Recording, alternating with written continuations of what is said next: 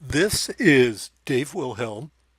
This example shows how the ownership of a new business evolves as additional persons make equity investments in the business.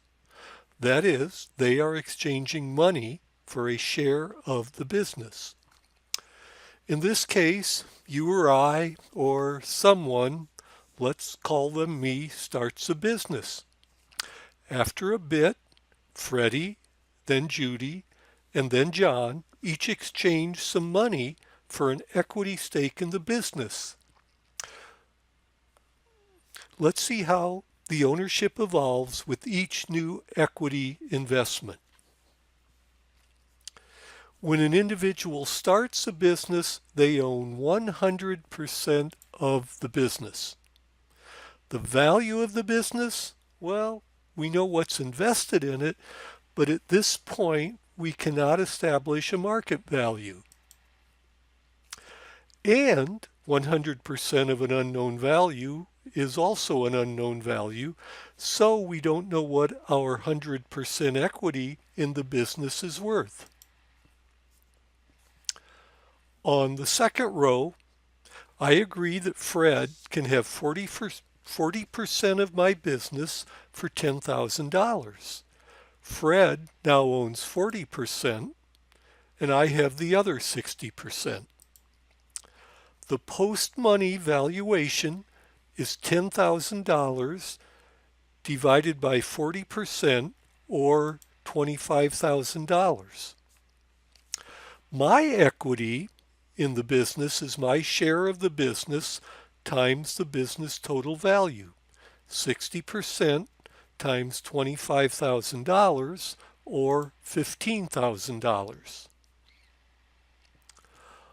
On the third row, Fred and I agree that Judy can have 20% of the business for $50,000.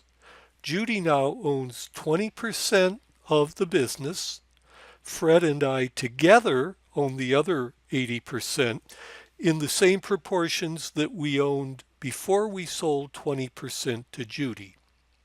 So my share is 60% times 80% or 48%. Fred's share is 40% times 80% or 32%. After Judy's investment, the post-money valuation of the business is now $50,000 divided by 20% or $250,000. My equity in the business, my share times the total value, 48% times $250,000 or $120,000. On the fourth row, Fred and Judy and I sell 10% of the business to John for $100,000. John now owns 10% of the business.